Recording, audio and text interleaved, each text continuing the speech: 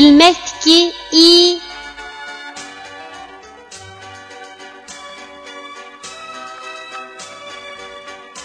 Bu harfning talaffuz qilinishi mundaq.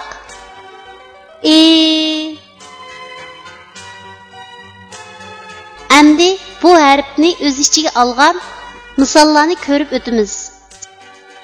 I'ning beshidan olinadigan shakli.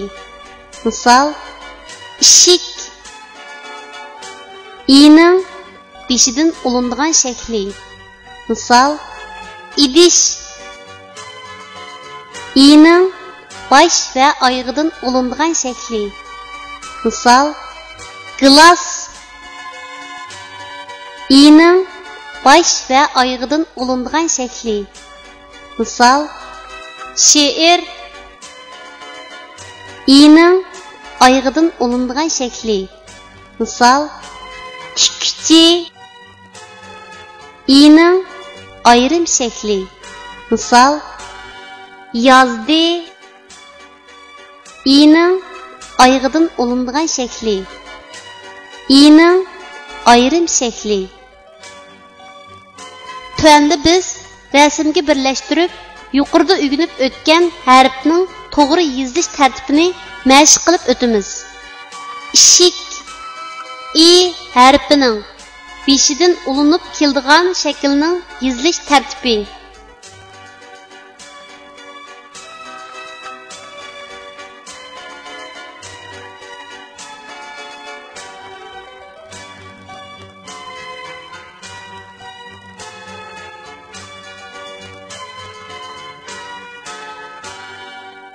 İdiş i harfining beshidan ulinib keladigan shaklning yozilish tartibi.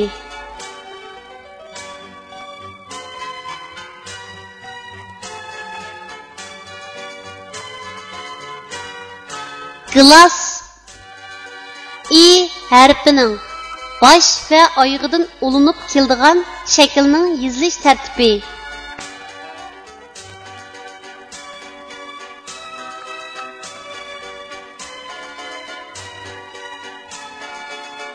She'r i harfining bosh va oyog'idan ulinib keladigan shaklning yozilish tartibi.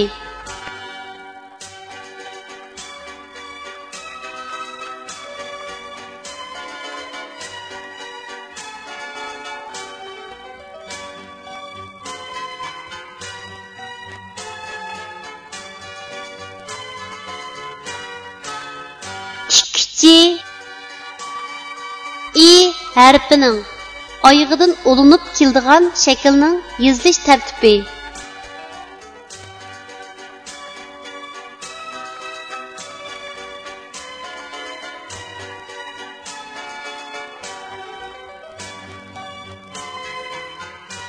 Yozdi i harfining ayrim shaklining yozilish tartibi.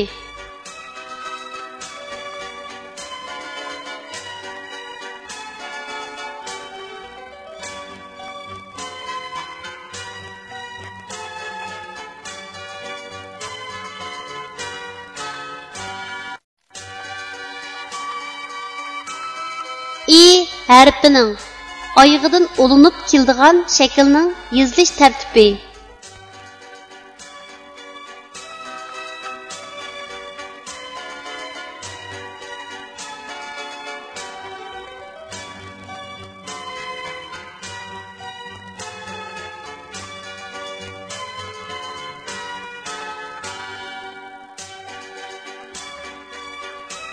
I harfining ayrim shaklining yozilish tartibi.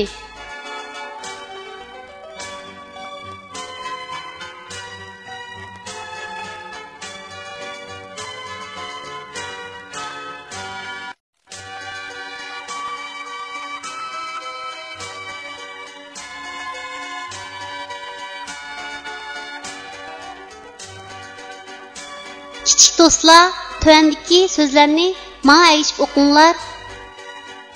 Is, i, shi, eshi, a, ti, si, atsi, it, at, ni, atni, a, ni, si, anısı, iş, ya, sın, yasın,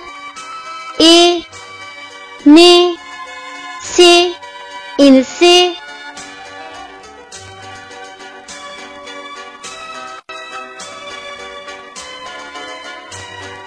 İttifaqlıq güc. 1, 2, 3. İttifaqlıq güc. Çeylep yeneceğimiz, düşman gelse duç.